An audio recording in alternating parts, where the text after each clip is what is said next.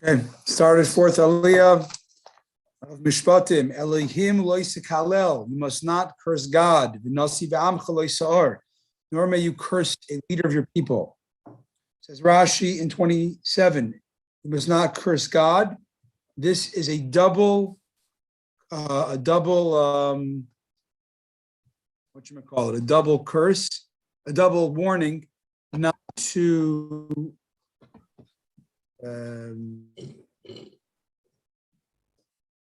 Not to curse I'm sorry, what just happened? Okay.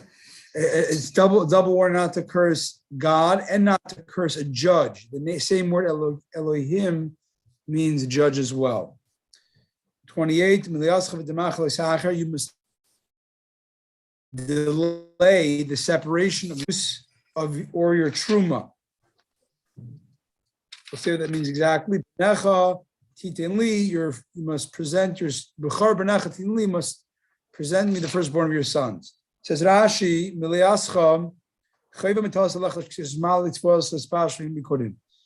that so this is referring to produce that gets fully ripe, like it gets full in the stalks. Actually, I'm sorry, actually, in this case, it's not grain, it's talking about fruits, the first fruits. Dimacha is truma. Rashi, I don't know what the term dema means, but it's dema. It's in Gemara. It says that dema is the idea that holy tithe, truma, it gets mixed sometimes with by mistake with ordinary produce called chulin, and so kind of usually refers to a mixture, but here it refers just to your pure truma, your tithe grain. Lois acher. So this prohibition is you cannot defer it, meaning like this. It doesn't mean delay; it means defer. Do not change the order of separation. A person a Jewish farmer in biblical times had a responsibility of many tithes. You have to give truma to the kohen, you have to give meiser tithe to the Levi, then you have to give a tithe to the poor person. You got to do it in a very certain order. So here it's saying you cannot delay what is earlier to be later. Meaning, just to tell you how it works, is truma is about 2% of the yield. That has to go first to the kohen. So you have 100%, you give 2% to the kohen. Now you have 98%. Then after 98% left, you got to give 10% of that, 9.8% to a Levi. So you can't switch around to go Levi get first 10% and the kohen after. It's got to be in a very specific order. Okay. And before that even goes, before everything goes, the bikurim, the first fruits, go before the kohen's truma even. So do it in the right order. You shall present me the firstborn of your sons. So what does it mean, give it to me? You have to give your firstborn, then you have to give the value, you have to redeem him from the kohen for 5 slayim coins. Now, wait a second. We have this requirement of redeeming the firstborn son elsewhere. Why is it saying it again? So the reason is, it's in order to juxtapose to the next verse of, so you shall do this redemption of the firstborn for the firstborn ox and sheep. They also go to the kohen. What's the juxtaposition? What do we learn out from the animal firstborn redemption for the human firstborn redemption? Is that a human firstborn is 30 days. He's required to give him.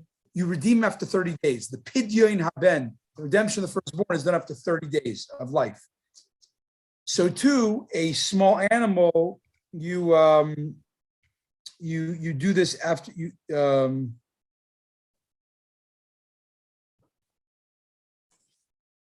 You have to care for 30 days, and then you redeem its value. Or you not redeem it, you give it actually. You actually give the first one. Okay, Chaf Tes 29. You shall so you shall likewise, as I said, do this to your ox and your sheep after 30 days by sheep, 50 to be precise by an ox, because it's bigger. Then you give it to the Kayin. 7 days with the mother, by on the 8th day. A second, didn't we just say 30 or 50 days? Why 8 day? So I was saying 7 days. This is the warning to the Kayin that if for some reason the Kayin, let's say, got the firstborn, the sheep earlier, or it was his own. It was born to his own flock, the firstborn. So he wants to offer it as a sacrifice. He cannot do it earlier than 8 days. That's the earliest you can give a karban. On the 8th day, give it to me. I would think you have to give it on the 8th day. But no, we see a similarity of words, Shmini here and Shmini elsewhere, implying that there it's just allowing it from the 8th day. You don't have to the 8th day. So to Shmini here is to allow it to be given on the 8th day of life and on. So too, on the 8th day, you can give it. Okay. 30, Anshe Kodesh Tiyun, you will be my men of holiness. You must therefore not eat any flesh of a torn treif. Literally means an animal torn in the field. Like give it to dogs rather. Says Rashi, you'll be a holy men of holiness. If you are holy and stay away from the abhorrences of eating carcasses and treifos, torn prey in the field, you are mine, but meaning no hunted stuff. If you are mine, but if not, you are not mine. Meaning this is kosher is something that really, really goes to the kishkas of making us a revealed holiness.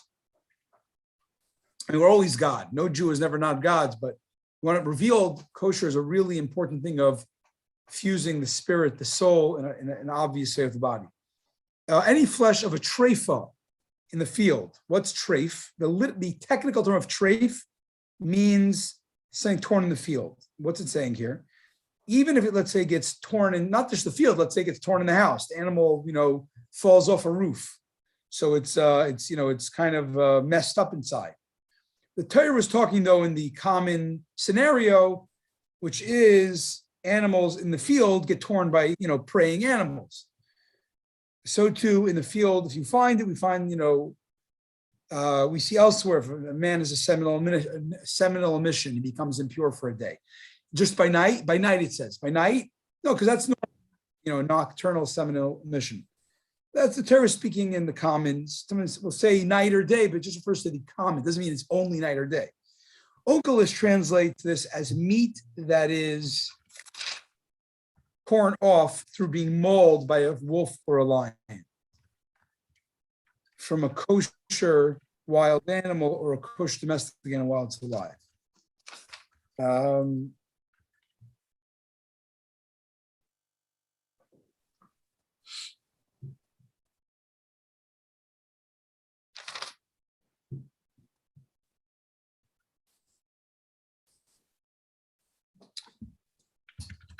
Okay.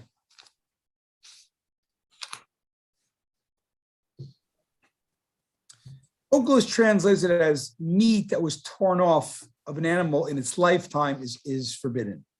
So is it about the whole torn animal or a particular life that was detached, a limb that was detached in its life? That's arguing Rashi and Onkelos. Let the kalav tashlich and I say, you shall throw it to the dogs. Now, in truth, you can give it to a non-Jew as well. Why did it say a dog? Does it literally mean you have to give it to dogs? Like you can't give it to cats. You can only give it to anybody that doesn't have to eat kosher. Why say dogs? The Torah teaches us by regarding a carcass later by you can give it to dogs or sell it to a non-Jew.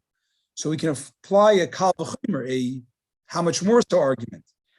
If one may derive any form of benefit from a torn animal except from eating, if so, why is the Torah saying to dogs? To teach you a very important thing, that a dog, in a way, is more respectable than a heathen, a pagan.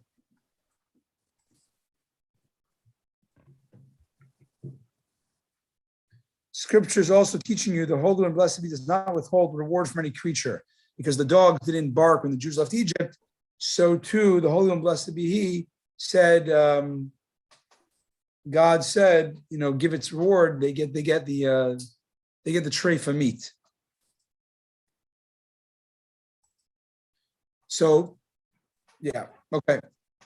Why isn't it that he's elevating? I mean, why can't it be understood that he's just saying that it's not fit for human consumption, either Jewish Oh, or non-Jewish, as opposed to lowering the heathens below the dogs. Why isn't it raising all humans above the dogs? I mean, I guess just that's the halacha, right? Okay. Treifa. Okay. So in a way, this meat here is better than the elsewhere in Devarim example of impure meat. Impure meat, it says you give to a non-Jew or to a dog. Here it says you give this prey, this torn meat just to a dog, but we say it also means you give it to a heathen. It just wanted to say that a dog is preferable in a way to a heathen. You're saying just hygienically, it's better. This is like diseased meat, right? You better give it to a dog. Right. I don't know. What Rashi is saying here, in a way, this meat is better. The truth is because it's not impure. The other case of meat that dies, not gets torn, but meat that an animal dies without being slaughtered. It's called a nevela. So it's also, besides being not kosher, it's also impure. It's a level of impurity. If you touch it, you're ritually impure for a day till you go to mikvah. So in a way, this meat is better because it didn't become impure, which is not kosher. And that's what the kal v'chomer is, that we can't have this. That if the meat over there, which is impure, it says you give it to a goy, or right? Give it to a guy, right? But I mean, that makes sense from a humanistic standpoint. Okay. I'm not really sure.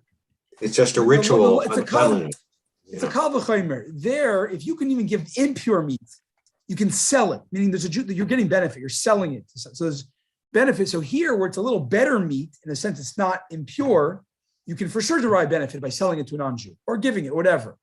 Right. I'm not really sure, why we don't raise pagans. Pagans in general, it says in the famous medrash, human beings were created last of creation to tell us that we think we're all great. You should know that if you sin, you are after the lowly gnat, the lowly mosquito, right? So a pagan is someone. Yeah, that's today's Tanya. Oh, it is? Yeah. A pagan, in a sense, has a certain lowliness in their state that they're worse than an animal in a way, for the time being. Okay. 23, chapter 23. You must not accept an unauthentic report. Do not collaborate with a wicked person to act as a corrupt witness. So as Rashi say, this is referring to not receive a shema shav, a false report. It's a prohibition for accepting evil speech, lashon hara, and for a judge not to hear the words of one litigant before the other one is there. They got to be there at the same time. Do not collaborate with a wicked person. This is referring to someone who's making a false claim against his fellow man by promising to be a corrupt witness for him. Don't be a corrupt witness. 2, you must not follow the majority to do evil, nor you respond to a dispute according to the majority opinion to avert justice. Okay, don't follow the majority for evil. Says Rashi. There are a number of interpretations of the sages of Israel on this verse, but the wording of the verse is in its proper setting, does not fit well accordingly. Let's see. They derive from here that the court may not reach a guilty verdict based on the majority of one judge. They derive, there's an end of the verse, you have to lean after the verdict, after the majority. That has to be 2. A majority of 2 is required for a capital case. More judges who find the defendant guilty than innocent. If you want to kill the guy, capital punishment, there has to be 2 judges who say guilty more than innocent, leaning judges.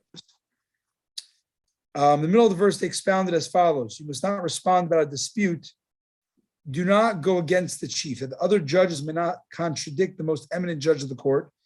So therefore, in capital cases, you begin from the side, from the lesser among the judges to give their opinion first. You basically start from the lower, not the greatest, sage. You start from the lesser sage. So they're not going to end up they'll give their opinion uninhibited. According to these words of the rabbis, the meaning of the verse is as follows. You must not follow the majority for a death sentence, on account of majority of one judge more who find him guilty. You may not respond against the chief to deviate from his words, and because the word is written in Riv, they expounded it to mean the Rav, the greatest. To lean after the majority, there is a to lean after the majority, i.e., there is a majority after whom you do lean to the court's verdict. When is this? When there are two more who find him guilty than those who find him innocent. So you got to have two guilty rulings more than innocent to make capital punishment. From what is implied, you must not follow the majority for bad. I infer, but be with them for good. Thus, from here, a rabbi said, in case of capital punishment, one may acquit someone by a majority of just one, but a guilty must have two. Onkelos translates it as, do not refrain from keeping your opinion of what you were asked. In a legal case, don't be afraid to give your opinion. And according to the translation, the Hebrew is as follows. Do not, loisan al rivlin tois. If you're asked a legal matter, do not respond by deviating to one side or moving yourself from the riv, the dispute, but say it truthfully. But I say, don't recuse yourself out of fear. But I say that, to explain the verse in its proper context, I said, Rashi as follows, as he said, you must not follow the majority for evil. If you see wicked men perverting justice in a legal case, do not say, since the majority, I may follow them. Nor may you just respond in a dispute to pervert. If the defendant asks you your opinion in that case, do not answer about the dispute, someone that follows that wicked majority to pervert the case from his true judgment. Rather pronounce the judgment as it is, and the majority bear the punishment. All right, I'm sorry I have to run today as well. It's only a little bit more if you can do it yourself, and have a wonderful day.